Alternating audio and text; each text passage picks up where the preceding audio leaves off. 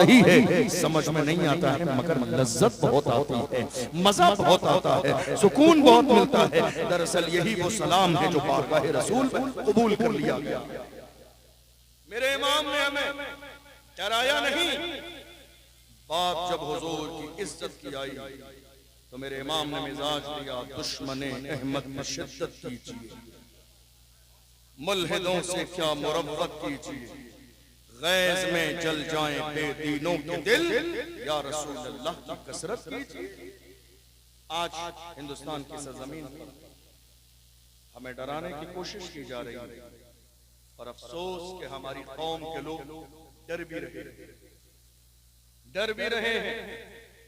लगातार ये एहसास दिलाया जा रहा, मुसलमान हिंदुस्तान की सरजमीन पर किराएदार है। आपने देखा नहीं, अभी चंद दिन पहले अभी वो मसला संभल की सरजमीन पर खत्म नहीं हुआ है। ये टारगेट है, ये इत्तेफाक नहीं, मुनज़्ज़म साजिश है मुसलमानों को तकलीफ देने के लिए।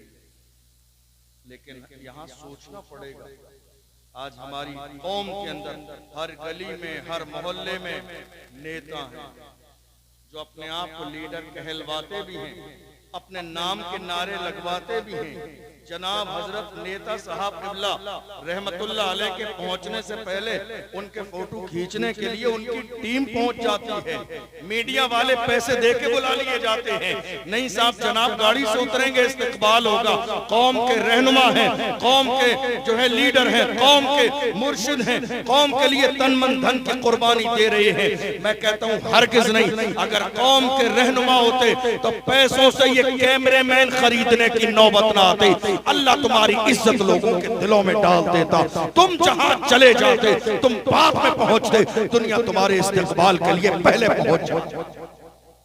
आज बहुत सारे लोग हैं, लेकिन सही माना में कौम की क़यादत नहीं हो रही है। मुल्क के कोने कोने बहुत सारे लोग हैं अपने आप को बड़ा कहने आने वाले, नेता, रहबर नहीं रहजन, रहबर नहीं रहजन। कि हम देख रहे हैं ना हमारी कौम की क़यादत कहाँ हो रही है, किस अंदाज में।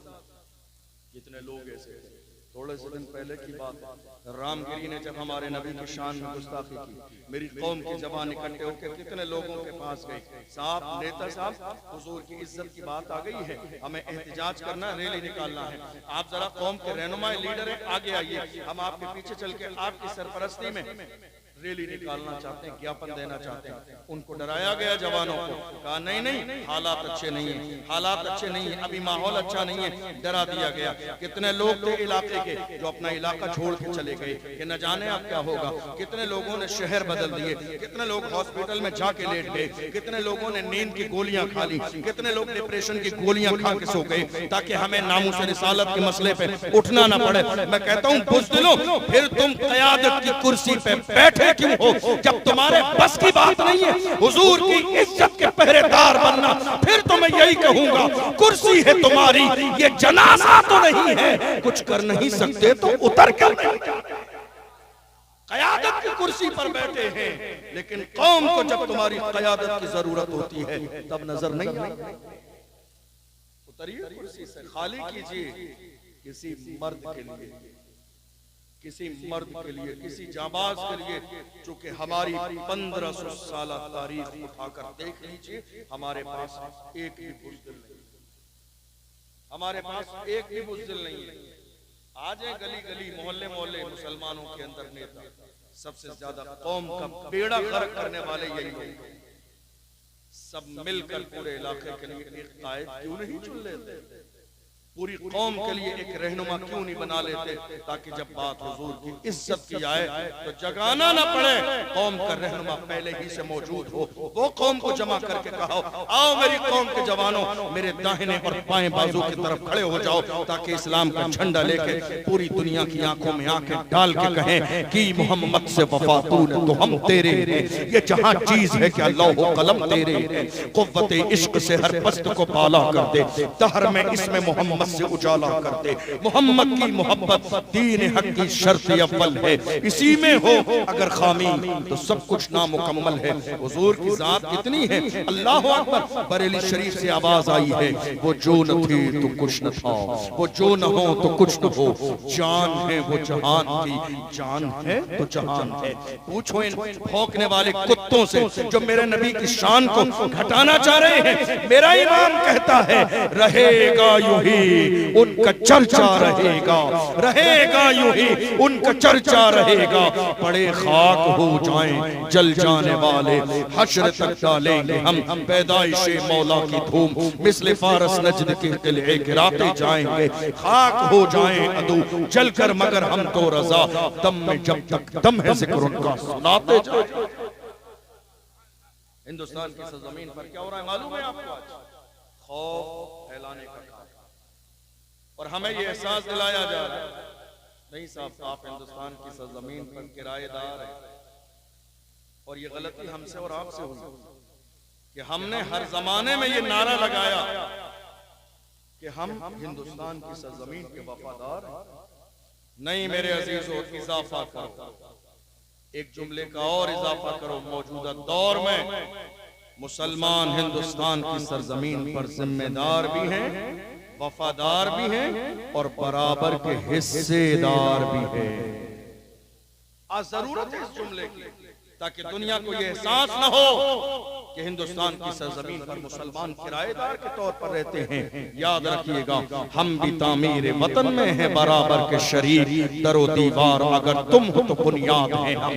जब पड़ा वक्त चमन पे तो लहू हमने दिया, आज कहते हो कि गुलशन में तेरा काम नहीं।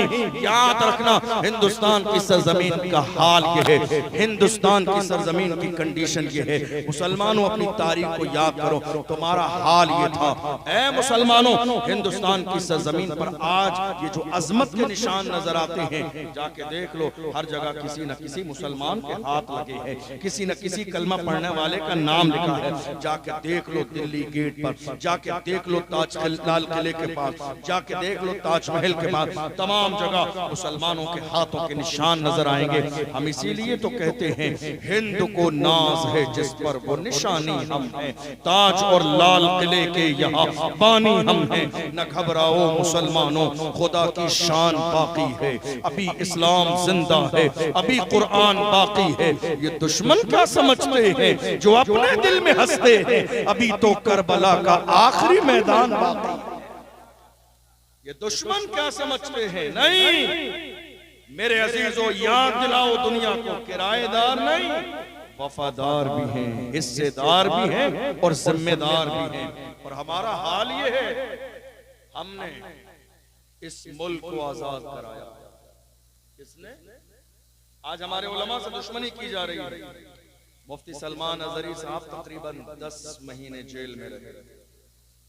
दुनिया ने यह सोचा था कि अब शेर अंदर चला गया है, भौंकने वाले कुत्ते बाहर कर दिए जाएं, भौंकते रहें। मैं उन कुत्तों से आज के जमाने में अलल ऐलान कहता हूं, देख लो अब शेर बाहर भी आ गया, अब शेर बाहर भी आ गया है। जबान जरा सोच समझ के खोलना। हमने राजस्थान की सरजमीन पर जब मुफ्ती सलमान अजहरी साहब गिरफ्तार हुए थे, एक बहुत बड़ा एहतजाज किया था। कई चैनल वालों ने उस एहतजाज को लिया, चैनल पे चलाया और उन्होंने कहा एक अजहरी को बंद किया है तो मैदान में दूसरा अजहरी हमें नजर आ रहा है। हमने कहा, मैं न कहता था एक अंदर जाएगा तो हर घर से एक अजहरी निकलेगा, हर घर से एक पहरेदार निकलेगा, हर घर से एक मुहाफिज़े नामूस रिसालत निकलेगा। इसलिए कि कलमा पढ़ने वालों ने हर चीज में समझौता किया है, समझौता नहीं किया है तो नामूस रिसालत पे समझौता नहीं किया, हुजूर की इज्जत पे समझौता नहीं किया। मुसलमानों ने हर जमाने में ये नारा लगाया था, ए दुनिया वालों याद रखना, जो जान मांगोगे जान देंगे, जो माल मांगोगे माल देंगे, मगर ये हमसे कभी ना होगा नबी का चाहो जलाल देंगे। आज उलमा से दुश्मनी, दुनिया को बताइए ये उलमा कौन है? जिस मुल्क में इज्जत के साथ आप जिंदगी गुजार रहे हैं, इस मुल्क की आजादी के लिए जिहाद का फतवा देने वाला कोई आलिम नहीं, कोई दुनियादार नहीं, वो एक आलिम दीन थे और वो कोई गैर नहीं, हम सुन्नियों के एक आलिम दुनिया जिसे अल्लामा फजल हक खैराबादी के नाम से, जिहाद का फतवा दिया अंग्रेजों के खिलाफ, गिरफ्तार किया गया, जजीरे अंडमान निकोबार ले गए, काले पानी की सजा दी। एक अंग्रेज ने आके कहा, मौलाना अब भी वक्त है, फतवा वापस ले लो, जान बख्श दी जाएगी। अल्लामा फजल हक खैराबादी ने उस अंग्रेज के चेहरे पर थूक। सामने है अंग्रेज, पावर उनके पास है, दौलत उनके पास है, शोहरत उनके पास है, पैसे उनके पास है, निजाम उनके हाथ में है। जवानों, तुम्हारी तारीख में एक भी बुज़दिल नहीं। अपने सीने से डर और खौफ निकालो, तुम्हारी तारीख में एक भी बुज़दिल नहीं। यकीन करो, जिंदगी और मौत का मालिक परवरदिगार है। न किसी के चाहने से जिंदगी मिलती है, न किसी के चाहने से मौत आती है। अल्लाह का कुरान कहता है, इज़ा जाअ अजलुहुम ला यस्तखिरून साअतन वला यस्तक़दिमून। अल्लाह ने मौत का वक्त मुकर्रर फरमा दिया है, न एक लम्हा पहले आएगी, न एक लम्हा बाद में आएगी। जो वक्त अल्लाह ने मुकर्रर किया है, उसी मुकर्रर वक्त पर आएगा। फिर ये डर क्यों है, ये खौफ क्यों है, ये खामोशी क्यों है? नहीं मेरे अजीजों, बोलना सीखो, कौम की क़यादत करना सीखो। अल्लामा फजल हक खैराबादी बंद हैं अंग्रेज के चेहरे पर और कहा, जालिम फतवा वापस लेने की बात करता है।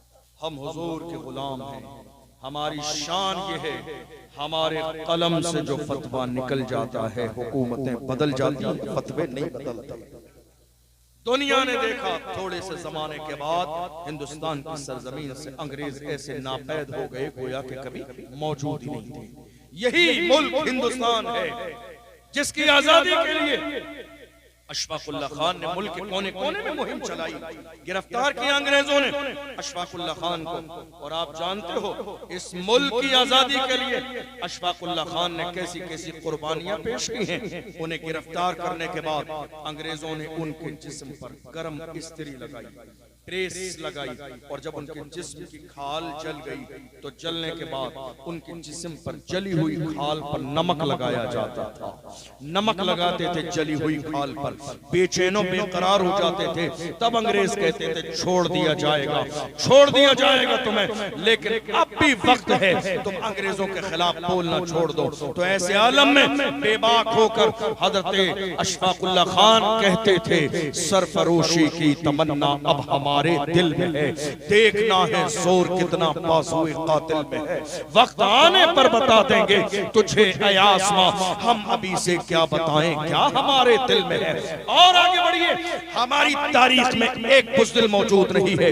दुनिया जिसे जो है इनकलाब का एक बड़ा मुजाहिद कहती है, हजरत अल्लामा सैयद किफायत अली काफी। आप जानते हैं, जब कोई बोलने लगता है, जब कोई बेबाक